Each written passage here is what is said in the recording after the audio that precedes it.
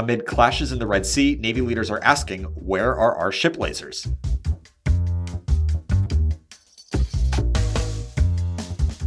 Produced by Defense News and Military Times, this is the Early Bird Brief. Each morning, we bring you the defense and national security news of the day. So in the Middle East area, but globally, really, these are really attractive options for protecting sailors, protecting ships, even protecting forces ashore.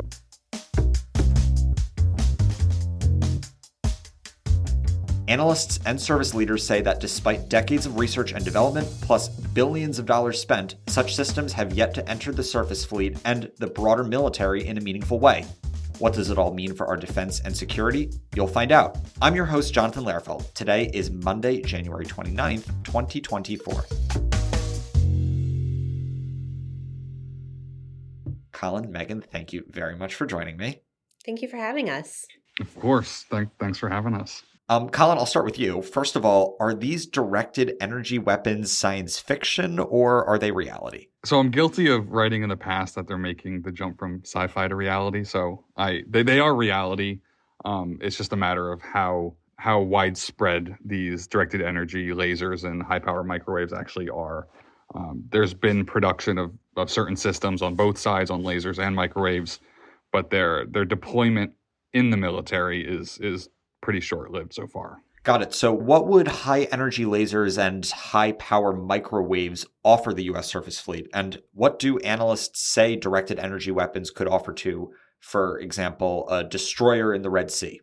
So the people we spoke to really said lasers and microwaves will play into this idea of a layered defense, having different tools for different scenarios and different ranges and different threats. The experts said one will never really replace the other in the near or medium term. You're not going to see a laser replacing, a standard missile tube by any means. One is more novel, one is more traditional and trusted. In the Red Sea, you're seeing a lot of drones and missile attacks. The Navy has handled those with a range of weapons, though they won't really tell us what they're using on a case-by-case basis. But directed energy on a destroyer in the Red Sea could take down a drone or potentially a small agile boat. And if I could offer a little historical context, so we think about swarms or even individual small threats coming towards a ship, coming towards a military unit. Think about the USS Cole attack. I mean, it was in port and a small boat laden with explosives came and did a lot of damage to that ship. Now, if you think about something like a high-power microwave system, it would basically fry the engine of that small boat and render it unable to approach a ship. So in a situation like that, you don't necessarily want to take lethal action. If you're unsure what the boat is doing and who's on board, you don't want to start shooting at people, but you also need to be able to protect the ship. So something like a high-power microwave would be very useful for protecting ships in port.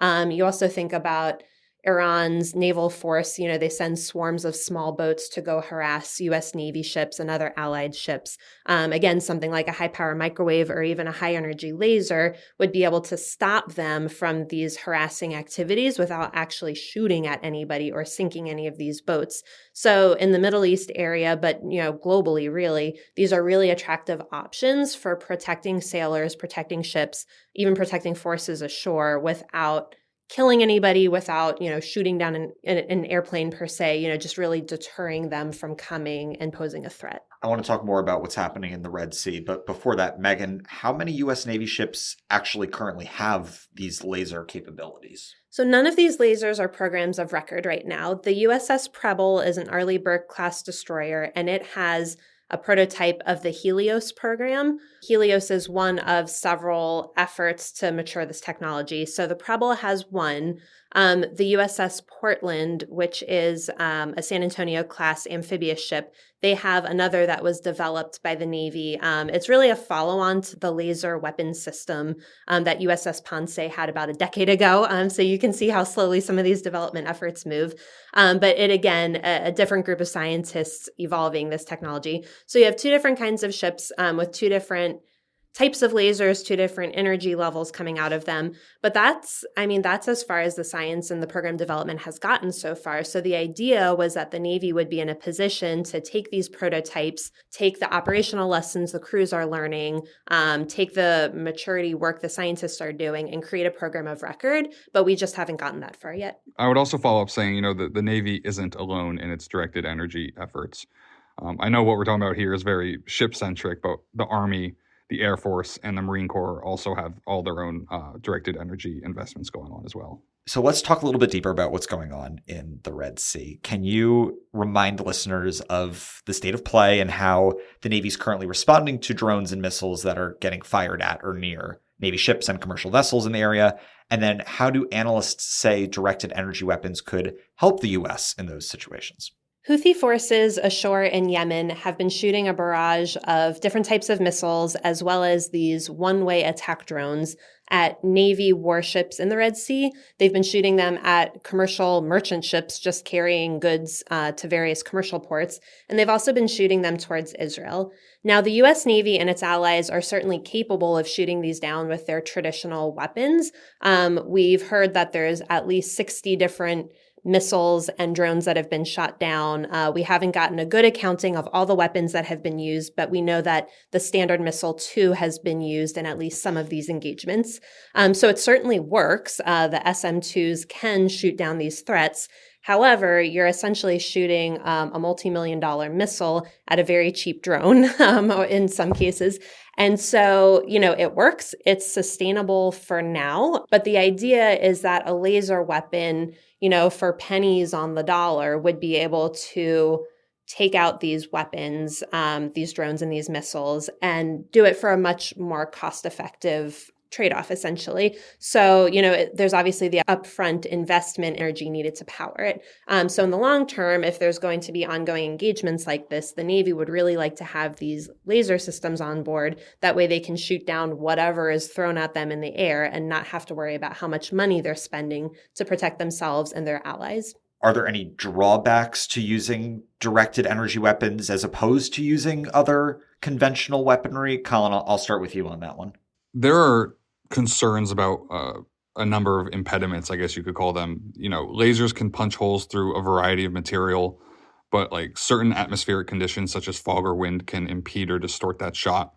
High power microwaves can have that near instant frying effect Megan mentioned earlier, but they're less effective at greater ranges. The supply chain and kind of manufacturing chain for these is also not as strong or healthy, maybe you could say, as like the traditional weapons that we've talked about.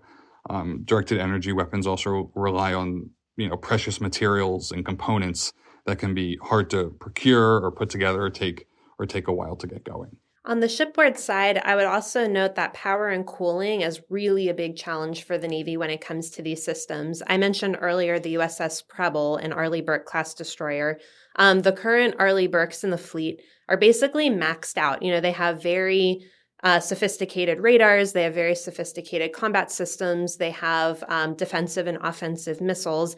And that consumes a lot of power and cooling and space and weight. And they're basically, the reason that the Navy is moving to a DDGX platform. When you look at something like a high-powered laser weapon, it's great, but it's not necessarily going to fit. So that's one of the concerns with the Preble testing out this Helios prototype, is how powerful of a laser can you make it and not have it sort of overwhelm the ship. And, the last thing you would want in combat is I fire my laser and it pulls energy away from my radar and now I can't protect myself because I can't see anything. When you look at the LPDs, the amphibious ships, they certainly have more space, more cooling, more power available. So that may be an attractive option for right now, but it's really going to be a challenge for the Navy to figure out that right balance of putting a laser on a ship, but not overwhelming the power system.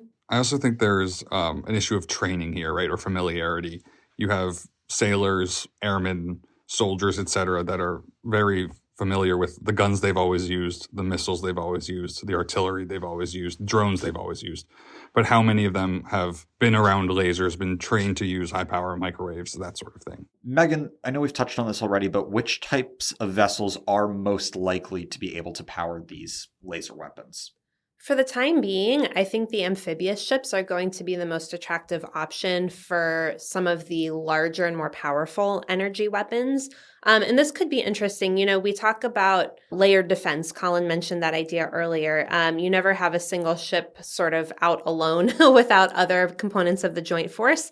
But the amphibs are interesting because they don't typically take on air defense missions, but they carry Marines who may be more inclined to be more dispersed throughout an area. So giving them laser weapons to have some sort of organic air defense capability would be really interesting. Now, when you look at the destroyers, air defense is one of their inherent missions. And so the Navy certainly wants them to have lasers. My hunch is that they're either going to, for the time being, have to have smaller ones that are maybe more focused on drones as opposed to missiles. And then down the line, when we get into the DDG-X program next decade, those may be more likely to have larger, higher power energy weapons. So, Colin, does it seem like the military is ready to adapt to this new capability? I think it's fair to say the military is adapting to this new capability or is folding this new capability into what's already out there. I think it's only a matter of time before these lasers and these microwaves become more prevalent or prominent in military affairs. But exactly how long that will take, I'm not really sure. The Department of Defense has spent decades and billions of dollars trying to bring these across the finish line or bring these to fruition. So I guess time will tell.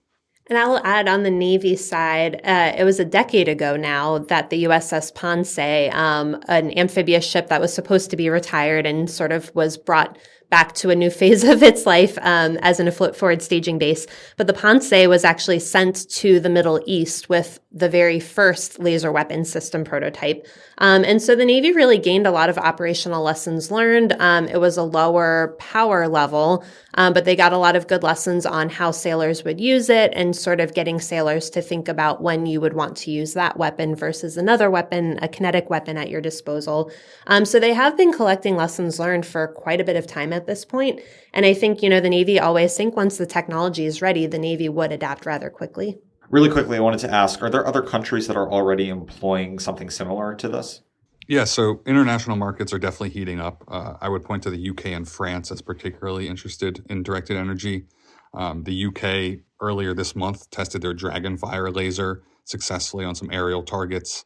Raytheon UK, a division of RTX, planned to integrate high-energy laser onto Wolfhound armored vehicles after 4 days of testing in the US.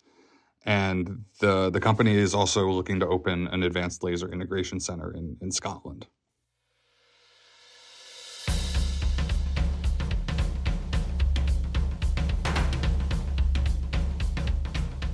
That's it for us this morning. To get more of the top stories and breaking news, go to defensenews.com/EBB to subscribe to the Early Bird Brief newsletter. Please give us a like, rating, and a comment wherever you get your podcasts, and be sure to follow us on social media @defense_news and @military_times. The Early Bird Brief is hosted by me, Jonathan Lehrfeld, and produced by Zimone Z. Perez. If you liked our conversation today with Colin and Megan, be sure to check out their story that they did with Jeff Zulowitz at NavyTimes.com or C4ISRNET.com. Our editor-in-chief is Mike Gruss. Have a great day.